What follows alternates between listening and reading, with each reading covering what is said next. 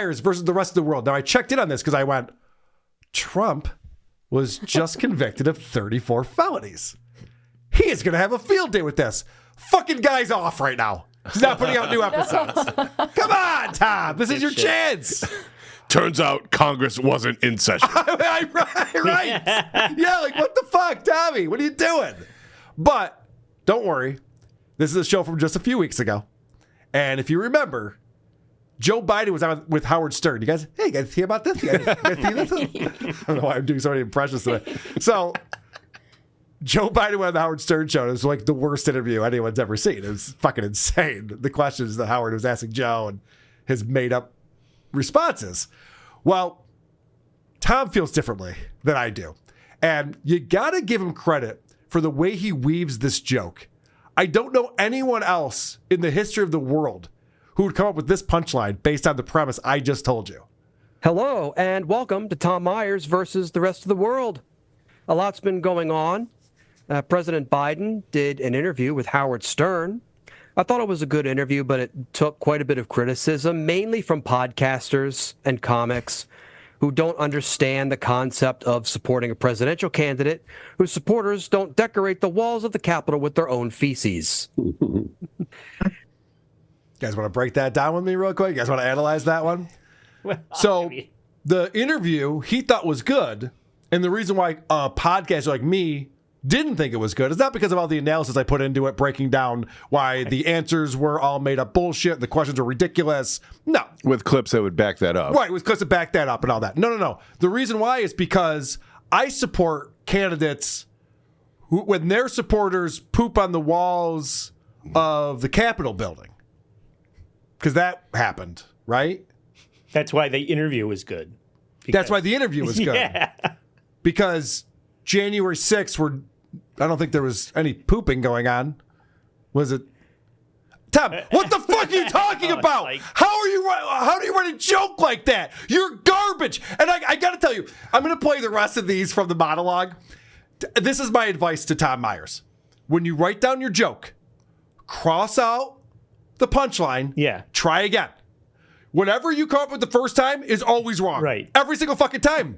I don't know that I think that that's what's happening. I think it's that he might get it right the first time, and then he's rewriting the end, the punchline, so many times that it's become nonsense. Okay. That one, yes. All right. That example I agree with you on. Yes, that was fucking nonsense. That was just like, why am I mad at Trump again or Trump supporters? Like, okay, just but what about January 6th? Yeah, but what about Hillary's emails? But what about... Shut Tom, up. take out the first paragraph of your joke. Well, that too. Take out the first paragraph and then, because comics will always tell you, whatever you come with your first punchline is the same thing that a lot of people will think. It's too obvious. And so you want to like rethink it and see if you can do a better job. Can I work feces into this? And work feces on, because that's always fun. All right, I do have examples of like just punchlines. You're just like, well, yeah, okay. But this next one's not one of them. I don't even know what this means. Listen closely. I have a theory that they're also jealous of Biden because, historically speaking, he's the only man who could meet an 81 million person bring. Historically speaking, he's the only man who could meet a 81 million person bring. I think I know what it means, but I'll ask around first. Any ideas? No, I am not there. Clue. Go for it. Okay. Tom lives in a world where he does open mics. And open mics or contests. Funniest person in Baltimore contest. And there's usually 3 factors. And one of them is how many people you bring to the show. It's a bring show. Okay. So I think that's what he's referring to. An 81 million person bring? Let me play it again. Now that you understand what I'm thinking as far as my context, listen to this. I have a theory that they're also jealous of Biden because, historically speaking, he's the only man who could meet an 81 million person bring. I have to also acknowledge that in this episode, Jeff Heisen isn't there, his biggest cheerleader. So he doesn't really get the reactions that he usually gets from his co-hosts. Oh, yes. Yeah, which is fun. It's usually so much more boisterous. Oh, this one right here. This is a rare occurrence where I don't know how many punchlines Tom thinks he wrote here. And I'll actually listen close. Tell me how many punchlines Tom thinks he has in this next bit. South Dakota Governor Kristi Noem continues to face backlash, not only for the story about her shooting her kid's dog, but also for stories she told in her book that weren't true. She says she's gone out and removed some of the items from her book, which is ironic given the title of the book is No Going Back. One of the items in question is that she met the leader of North Korea, Kim Jong-un. It's easy to presume she's met him as she speaks with all the terror of anyone who's ever read the news on North Korean state TV. Coincidentally, No Going Back is what Kristi Noem said once she brought Cricket the dog to the gravel pit. So he finally paused. So I'm sure the last one he considered to be a punchline. Yeah. But were there 2 or 3 other ones in there, maybe? It seemed like he Did he thought think? there was 3, but Okay. there was 0. This was a multiple choice joke. But what I love about this is that normally he gets that reaction. I'm sure this is edited. I know he edits his show. Normally he gets that, Right. or the, oh, you know, whatever. And they're giving him nothing. There's like, was that a joke? Was that a joke? Am I fired? These people have not been trained. So, all right, here's another one. Now, this is an example. I probably came in a little bit too hot on Tom with his punchline writing. This is a good example of that. The primary election occurred this week in my home state of Maryland. We're recording this on Tuesday, so voting is going on now as we're recording this, but it's likely that former Governor Larry Hogan will be the Republican nominee to succeed the retiring Democratic Senator Ben Cardin. We think we got rid of Larry Hogan, but now he's back, which basically means he is our equivalent to herpes. So the politician he doesn't like now has another office. He keeps coming back. Like herpes. Like herpes. Won't go away. Yeah. That's one where, yeah, definitely cross out the first attempt Yep. at the punchline. Yep. Yeah, that was a good example. Yeah, that's a good example. Yep. Just like, yeah, okay. I don't know. But a shorter joke. So there's a trade-off. Success. All right. Mike Lindell, the My Pillow guy. I mean, this guy is a punching bag for the left, as you guys know. What a clown.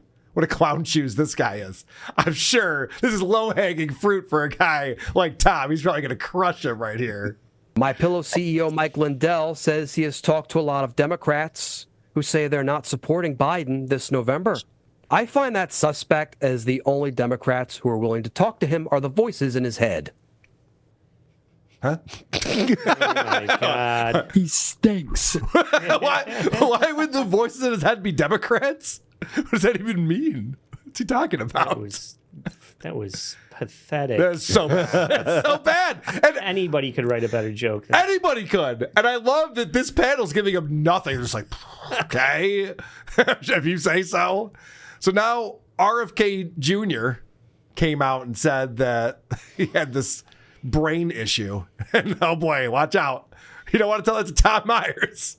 It was revealed that years ago, Robert F. Kennedy Jr. admitted to having a worm in his head that ate a part of his brain and died. Dead worm is actually the medical condition that explains why he has only 6 children, which is a low number for a Kennedy. Holy shit. All right, I just realized what's going on here.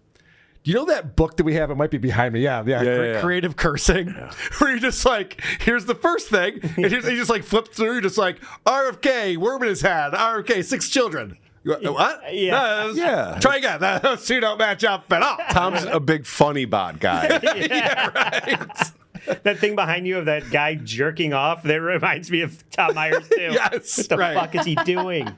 What if like Adam Sandler is like, and then Jesus, Tom.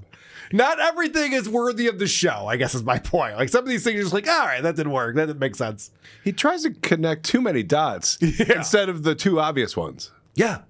No shit. Yeah. Every time. Every fucking time. He has a worm that ate part of his brain. Come up with something about his intelligence. Yeah. You know, that would explain. I don't want to write his jokes for him. Like Pat Oates gets out here just like, well, what you would say is something absurd. Give an example. You give an example. Your worm in your head is the same as voting Republican. Republicans are so stupid. If only there was a vaccine for that. You know, like whatever. Okay. So now he goes from there to RFK Stadium in D.C. In Washington, D.C., RFK Stadium is set to be demolished. That place holds a lot of sentimentality for the residents of the Baltimore, D.C. area, not the least of which is the memories of all the drugs done there during the annual HF Festival. So that's just a music festival that's held at that stadium. Oh, Thank you. they did drugs. Sounds They like did drugs. fun. I mean, what are you talking about? Yeah, people remember it fondly, like when they got high and watched music they like. Yep. Oh, was this supposed to be a joke? I'm sorry. I'm not sure. Like, I think that Tom is such a square that he literally thinks like, hey, if I say doing drugs, that'll be edgy. Like bong hit transplant's a great example of that. You're just like, I said bong hit, and that's pretty funny, right? No. Wait, we know he hasn't gotten laid. Do you think he's ever done drugs? No. Okay. I don't think he has. Absolutely not. Not You know a what? chance. He might I have. was snorting weed and RFK. He might have gotten hotboxed by like some guys who didn't like him in high school, like in a car, or somebody's just like, "Oh, I'll never do that again." And they also fucked him. You know, they stole his wallet at least. And he never did anything again. He's such a loser.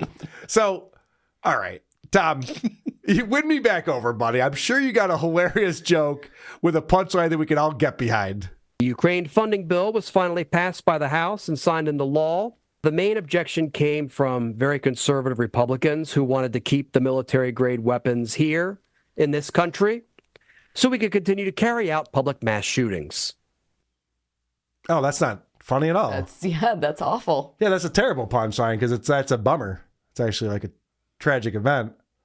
Someone should punch those punchlines up, I guess. Okay. Jesus Christ, right. Tom. I mean, I know you hate Republicans, but... No, Tom wants everyone to hurt as much as he does. Oh my gosh, speaking of fucking dumb punchlines. So there's a few things you have to know about Tom to understand his humor. One is that all Republicans are racist. Yeah, duh. And the other one is that Southerners be stupid. All right, so keep that in mind for this joke. The Northern Lights were visible in most of the United States this past weekend. Reactions were mixed across the country. For example, in the South, they were greeted with shotguns because they thought it was another UFO invasion. Okay, let's break that down. They shot at the Northern Lights in the South because they thought it was another UFO invasion. Remember when the South took out the UFOs in 1968? They won. They thought it was another one. What the fuck's he talking about? Gotta win at something. The fuck's he? What do you mean another UFO invasion? Did I miss something? I think he's admitting that there are UFOs. I think he is too, but I don't remember the UFO invasion that was fought by the South. Holy shit. Tom, I get it. Southerners are dumb, but you're dumber. You're much dumber. So then after he does his monologue, this is my favorite part of the show. I've mentioned this many times. He transitions to the panel discussion. And this is where you see just how witty Tom is. Like, those are jokes he wrote down. He had time to write them down, read them. Now it's like, okay, what if you just sit with the people that you're doing a show with? You just have a discussion. Riff time. A little banter, Yeah. I like to call it. Let's see how he does at that. And now, on with the show. Please join me in welcoming Chip Jones, Polite Kitty, Ward Morrow, and Nicole Blessing. Yay! Hey, Tom. How's everyone doing? Good. How's everyone doing? Worm free. I'm doing okay. I know it's weird that's like it seems like that's the least bizarre thing that's going on in this particular campaign season. Like we're going to cover the the one main presidential candidate being on trial later this episode, but it seems like one candidate saying, "Oh, a worm ate part of my brain." Right. Like that's the new normal for 2024 now. That's it. You know what's really weird about it is that's the third episode of the TV show House. You ever watched the doctor show House? Oh. Yes. And the reason I know that is during that time when House was on, my wife was diagnosed with a brain tumor. And one of the original diagnoses they thought was that she had a cystic sarcoma in her brain. That's terrific. That's terrific. How does he find the saddest people on the earth to do a comedy show with them? I like how that dude brings up House and that broad goes, yes. So I saw was the this most TikTok excited she's video ever been. today Yeah. about a guy with a brain tumor. Jesus Christ. Tom, Tom, your show is terrible. I don't know what to tell you, man. I know you like to call me Podcast Karen, but learn from it. He's going to strike my channel again when we post this video, but what he should do is listen to me and learn from it. Who are these podcasts?